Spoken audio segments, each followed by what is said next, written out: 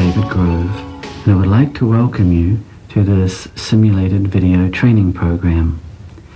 The name of this particular intervention is called Tapestry, and it's an example of a client who comes in with a particular feeling of shame.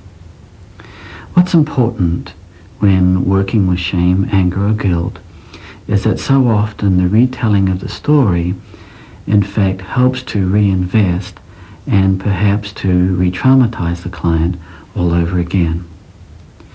So an important feature of this intervention is to work in such a way that the client does not have to reveal the content about the particular experience. We begin first of all by establishing the client's epistemology, that is, what would they like to have happen and how do they know they've got what they've got. To help facilitate your understanding of these procedures, you'll find that there is the questions across the bottom of the screen, and then from time to time a variety of different graphics helps to illustrate and to vivify the different metaphors that are being described.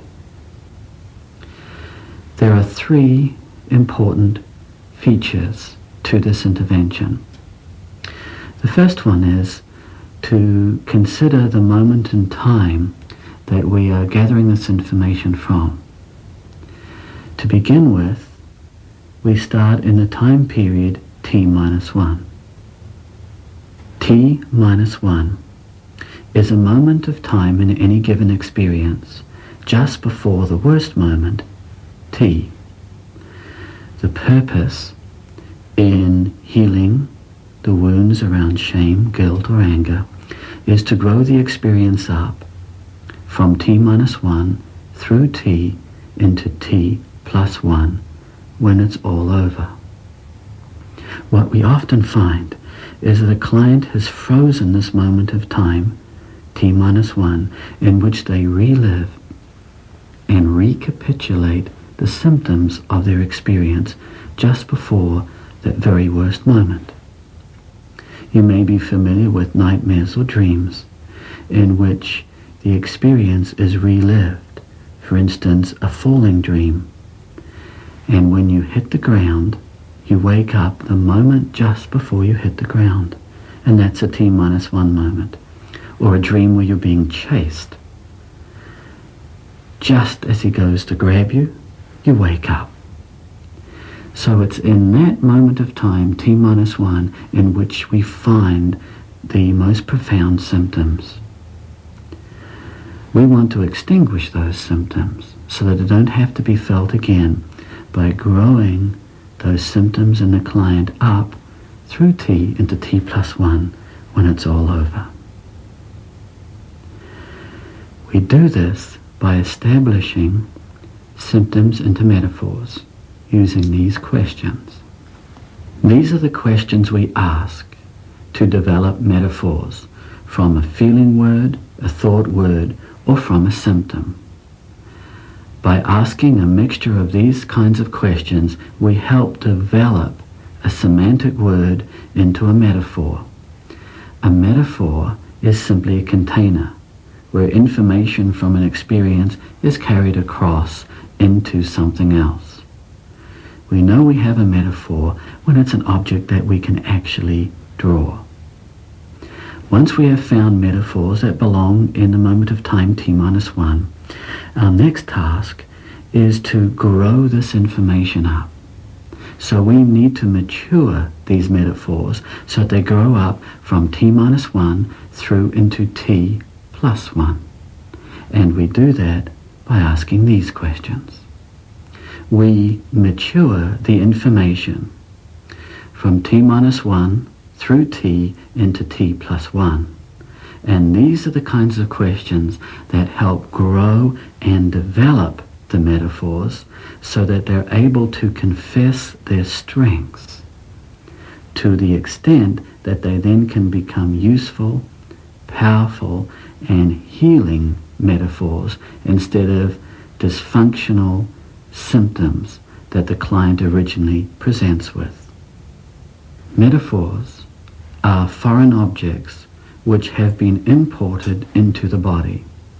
So if you think about feelings that people describe, such as I've got butterflies in my stomach, I'm all tied up in knots, or I go blank or foggy, those are all features which belong outside but have yet imported inside. So part of the healing strategy is to provide a suitable environment in which the metaphors can be commissioned to go outside and to perform a healing and useful function. And it's this transformation from inside outside that we interrogate a metaphor until it confesses its strengths, and that the dysfunctional symptoms are healing in the sense that the body of the client no longer has to hold these feelings inside. So we begin this intervention by asking where the symptoms are. And you'll notice it's a little bit like a mystery story, because in working content-free, we have to mature the information because we do not know enough about what actually happened.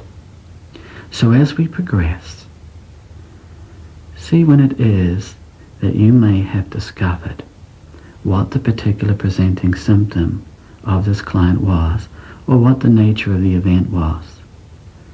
At the end of the intervention, we have some feedback in which the client will describe her particular experience.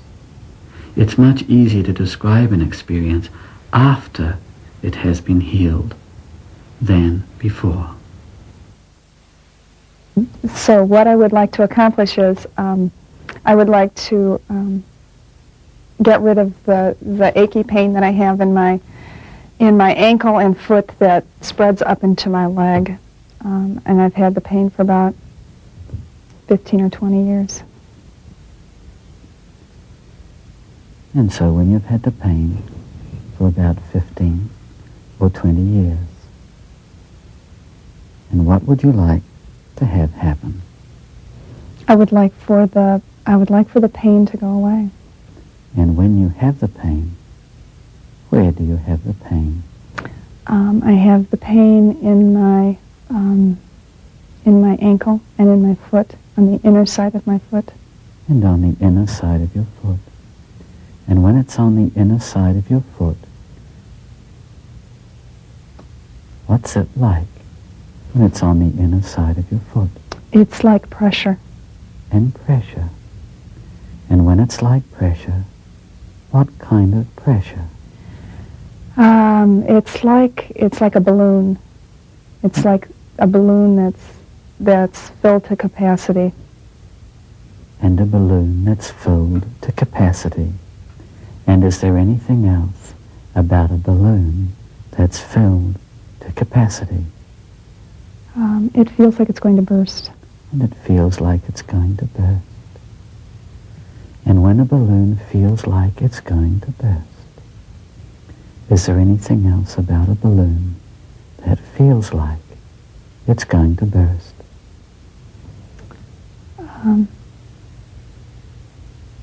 No. And when a balloon feels like it's going to burst,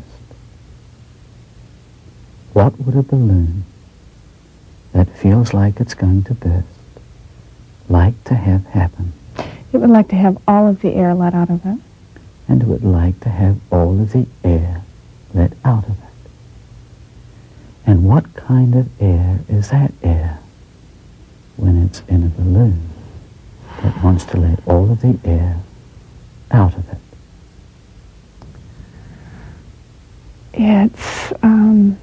It's hot. And it's hot. And is there anything else about air that's hot? And it's dark. And it's hot and it's dark. And it's hot and it's dark. Like what?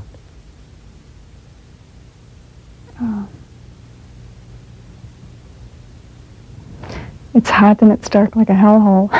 And it's hot and it's dark like a hellhole. And is there anything else about hot and dark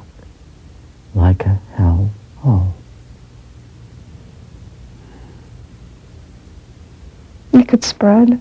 And it could spread. And when it's hot and dark, like a hell hole, what would hot and dark like to have happen?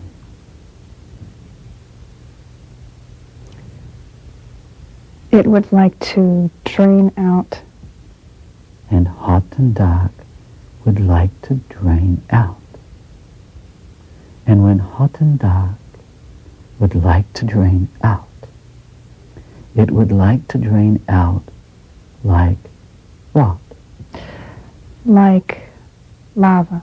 Like lava. And what kind of lava could that lava be when it would like to drain out like lava? It's sluggish, and it has hard things in it. And it's sluggish, and it has hard things. And when it's sluggish and has hard things, what kind of hard things could those? Sharp, hard things. And sharp, hard things. And sharp like what? Sharp like, sharp like a needle. And sharp like a needle. And when it's sharp like a needle, what kind of needle could that needle be when it's sharp like a needle?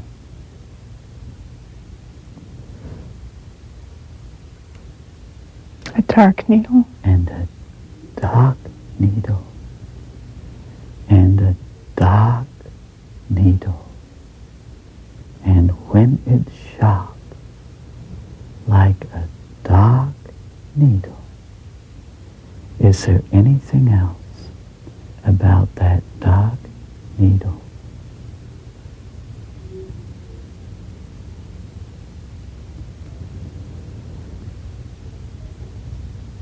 It just could hurt. It could do a lot of damage. And a dark needle could do a lot of damage.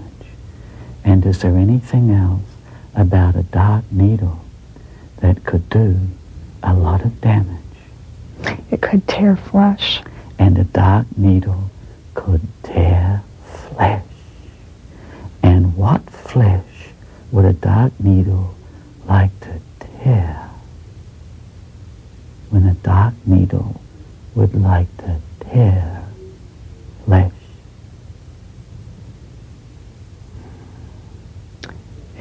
It could tear flesh on the outside and the inside. And a dark needle could tear flesh on the inside and on the outside. And would a dark needle like to tear flesh on the inside or on the outside first?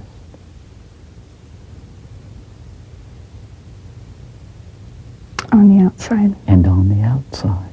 And does a dark needle know where it would like to tear flesh?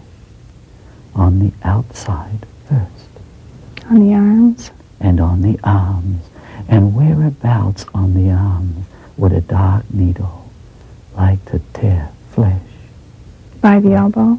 And by the elbow.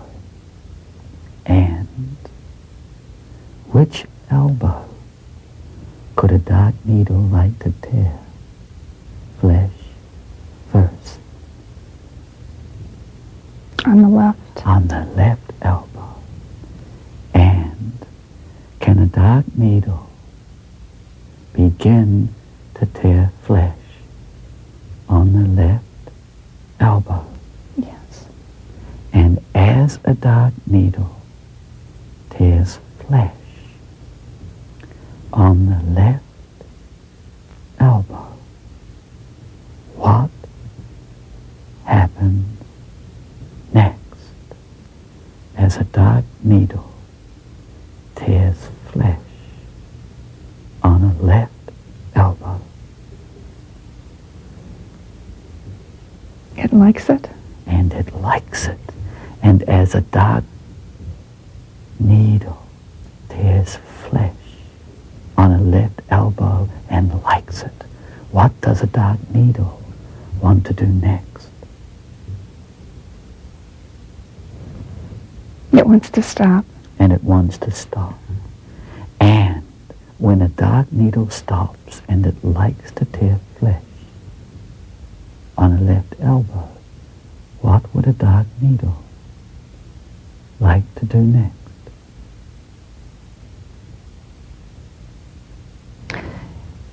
It would like to be broken. It would like to be broken. And how can a dark needle be broken? It could be bent. And it could be bent. And a dark needle could be bent like what?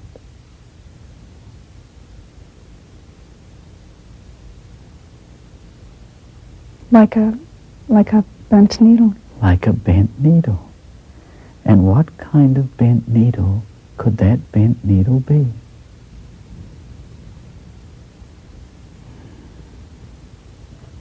Like a sewing needle. And like a sewing needle. And a bent needle like a sewing needle. And where could a sewing needle like to go? And what would a sewing needle like to do when it's bent?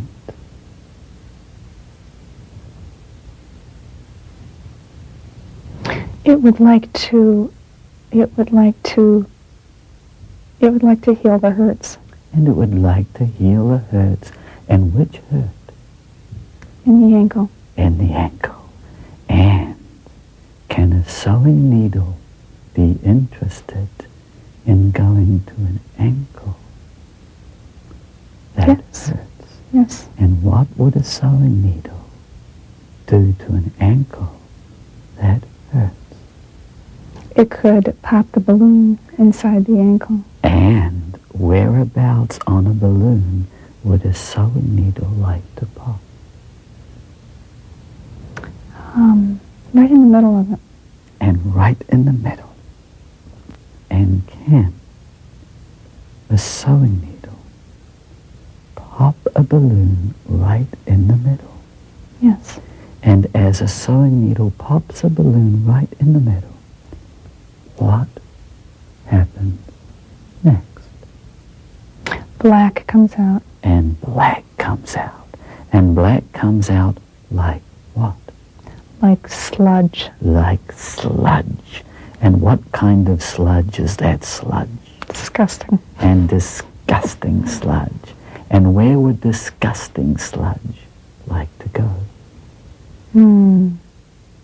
It would like to go into the earth. And as disgusting sludge goes into the earth, what happens when disgusting sludge goes into the earth? It works itself into the soil. And as it works itself into the soil, what happens to disgusting sludge? It mixes with the good earth.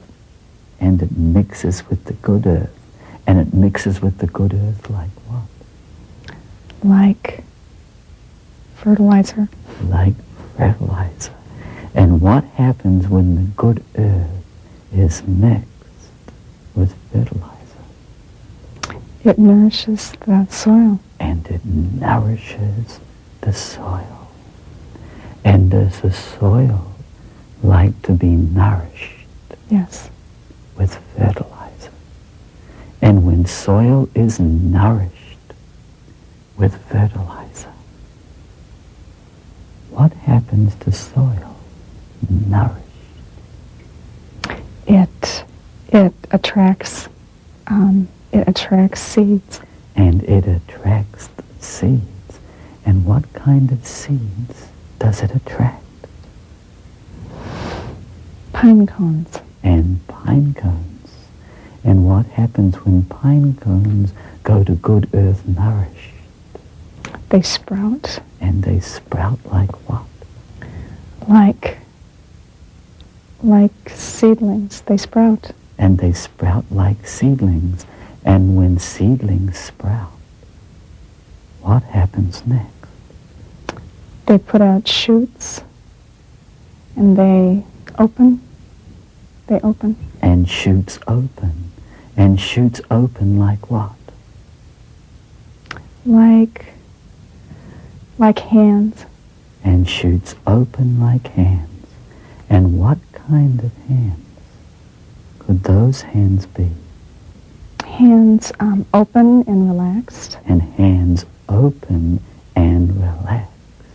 And when hands are open and relaxed, and would a curved sewing needle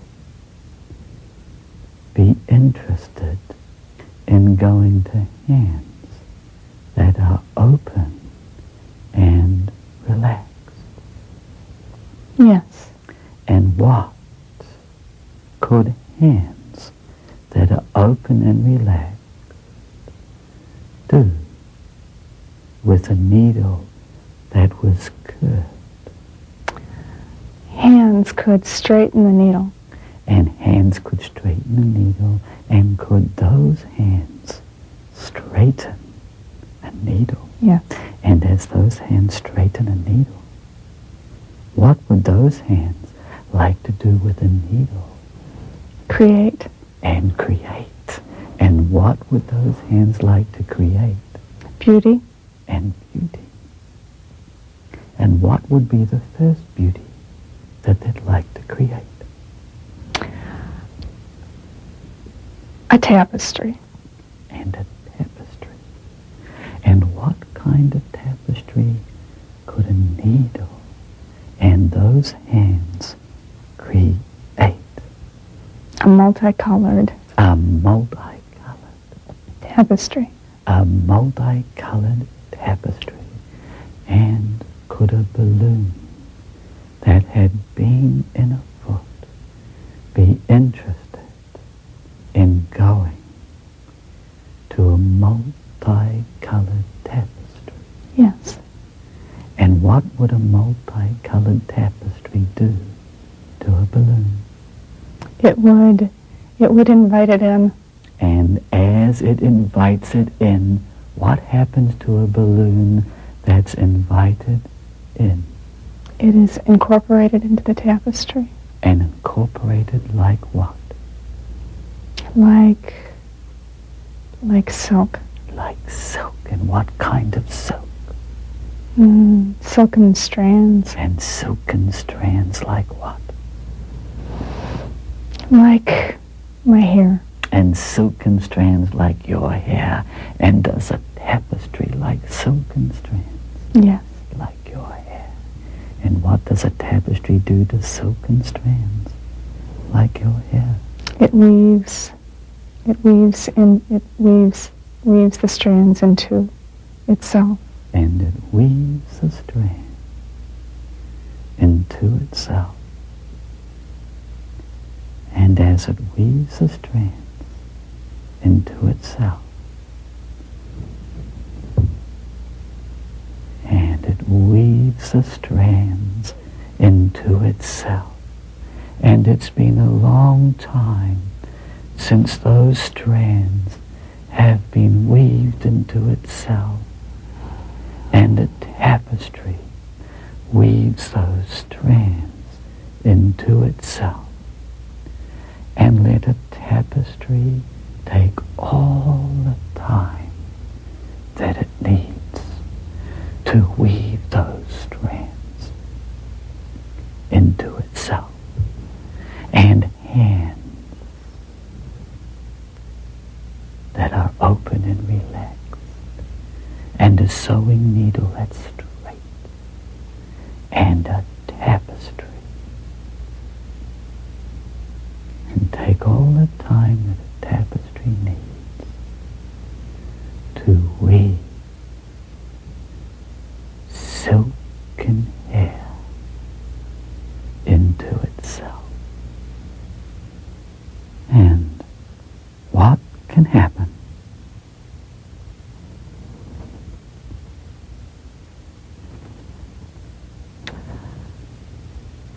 The tapestry, it can wrap around me. And the tapestry can wrap around you. And the tapestry can wrap around you. And would a tapestry be interested in wrapping around a left arm that's flesh had been torn? And as a tapestry wraps around a left arm whose flesh had been torn, and hands that are open and relaxed, and a sewing needle. And what happens when a tapestry wraps around a left arm? It makes the arm feel okay. And it makes the arm feel okay.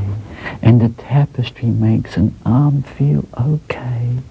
And it's been a long, long time since that arm feel okay. And as a tapestry wraps around a left arm and makes it feel okay, could the tapestry be interested in wrapping around a foot?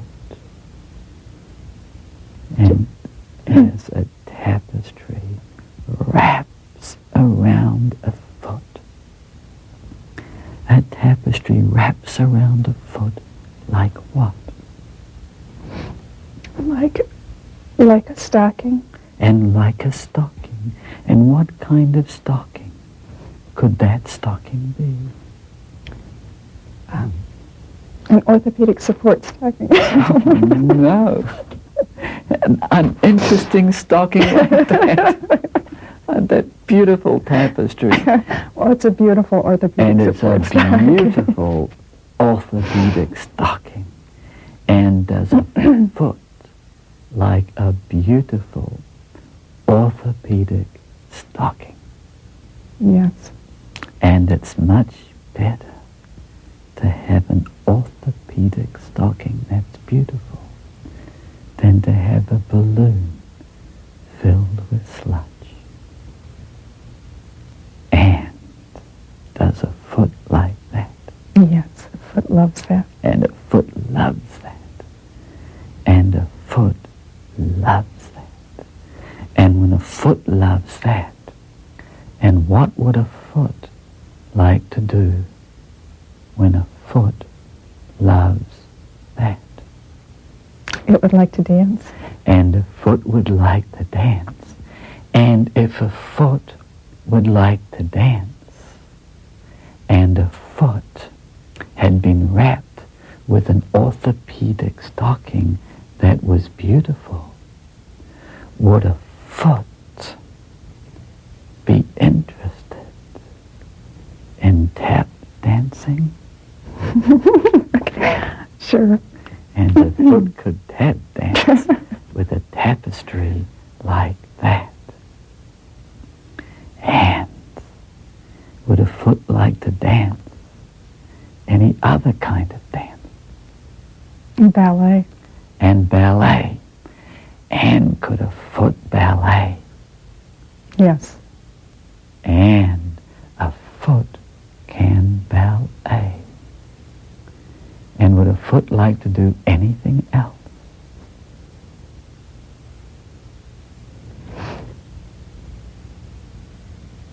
No. And a foot likes to dance. And as a foot likes to dance,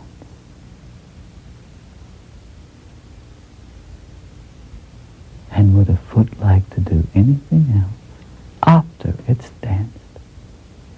Show off. And show off. And it's been a long time since that foot could show off. And that foot can show off. And what would an arm, like a left arm, like to do when a foot shows off? Oh, just wave around. And Can a left arm wave around while a foot shows off? Yes. And a left arm can wave around and a foot can show off. And a beautiful tapestry can wrap around the foot like an orthopedic stocking, and a foot can dance and show off, and the left arm can wave around. And do you like that? Yes. And you like that. And would you like anything else when you like that? Well, I'd like to have everything dancing and moving. And you'd like to have everything dancing and moving. And what's the first? Everything that would like to dance and move. My right side. And your right side. And when your left arm waves, can your right side move? Yes. And as your right side moves and your foot dances, what part of you would like to move next? Just my whole body. And can your whole body move? Yes. And can your whole body dance? Yes. And can your whole body wave? Yes. And does your whole body like that? Yes. And your whole body likes that? And do you need anything else? No. When your whole body likes that? And you like that? And you like that? And it's been a long time since your whole body could move and dance and wave.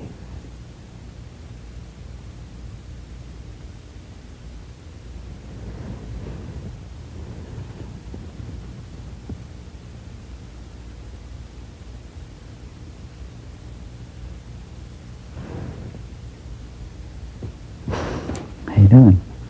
Good. Good. I'm good dancing. I've got 2 left feet.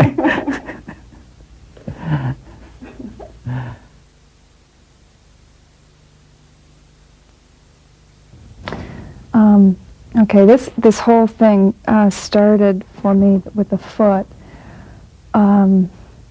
about 20 years ago, when I was a heroin addict, and I OD'd one time, and I OD'd more than one time. And one of the times when I did, someone, in an attempt to revive me, put me in a bathtub and put my foot up underneath the faucet and turned on hot water instead of cold, and consequently burned my foot severely. And so I've had this scar all that time, and it ever since then I've had a lot of achy pain in that leg, and I've had problems with varicose veins in that leg,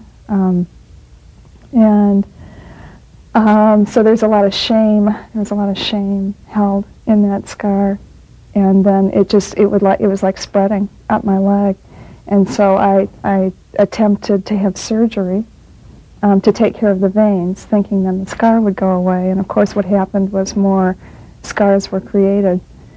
So it's only been in the past year that I have hooked up being shamed by that and an inability to forgive myself for that with that scar. And I have been working on, every time I feel the ache, I've been working on forgiveness, trying to forgive myself for this. And I think in my head I have done it, but emotionally, on a real deep level, I'm not sure that I was getting very far with it. So I feel like this has at least helped things to move. inside. During the process, I was real nervous, and I really felt like nothing was happening. I felt like I just felt like I was an adult answering questions. So it surprised me when certain things came up. I was surprised when the arm came up, because I never associated the scars on my arm with the scars on my leg. And the needle, when the needle came up, it surprised me. I think I couldn't say that I liked the needle in my arm. The needle liked being in my arm. I didn't like it, but the needle liked being in my arm. And when the needle didn't want to be in my arm anymore, I liked that. It surprised me that the needle turned into a sewing needle. And I liked it when the needle went into the balloon and sludge came out, because I had never, the balloon for me, the balloon has been an image that I've had before in my foot, but the balloon before was always filled with air, with clear air. I mean, I'd never envisioned sludge in there. And sludge is kind of like congealed blood, which is kind of like what happens down in there with the blood not circulating, and it gets thicker down there. At least that's the way it feels. When the sludge went into the ground, and then the seeds went into the ground, and the hands came up, I thought the hands were just going to be open to sunlight and going to feel warmth and things like that. And so when you brought the needle into my hand, it was a delight. I mean, it was like something I hadn't thought of doing, but I liked the way it kind of, it allowed me to pull in. It wasn't only, it wasn't that good things were coming into me, it was that I was able to take the bad that had happened and put it into a beautiful form. And when the form became a tapestry, I thought the tapestry was going to encompass me and be like a piece of armor. And what happened was the tapestry wrapped around my arm, and the tapestry wrapped around my leg, and instead of enfolding it and being like a piece of armor, it actually freed them up so that they could move and not be protected. I mean, and be free to express themselves. Let's see. The dancing was also a surprise for me. When I was young, I wanted to be a ballerina, and I still have fantasies about being a ballerina.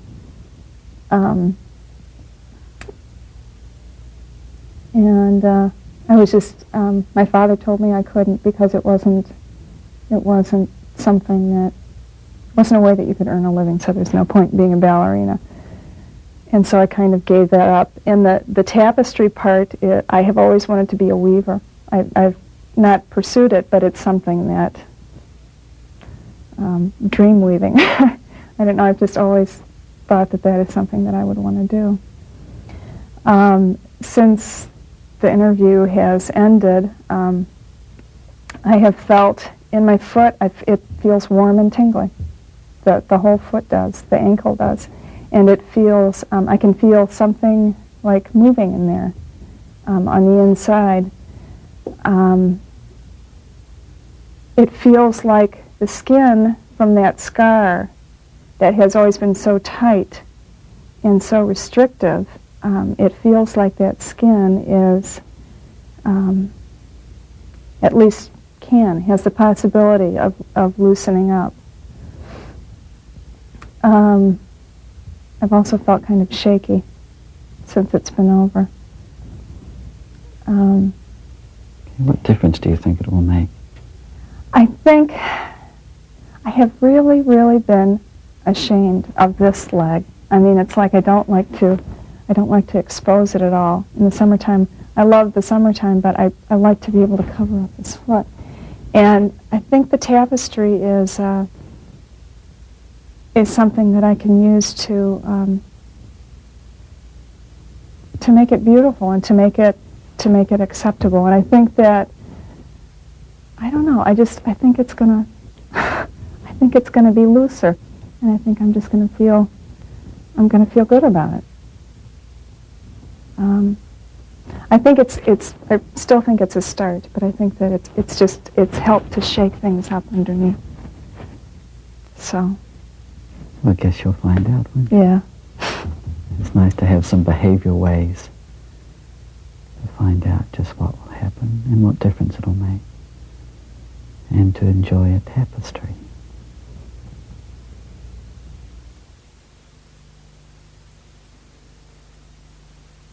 Since I had the session with David 4 months ago, I've noticed a few changes.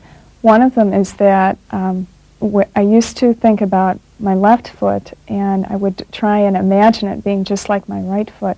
I would try and imagine it being without any scars, and there would be no distended veins on that foot.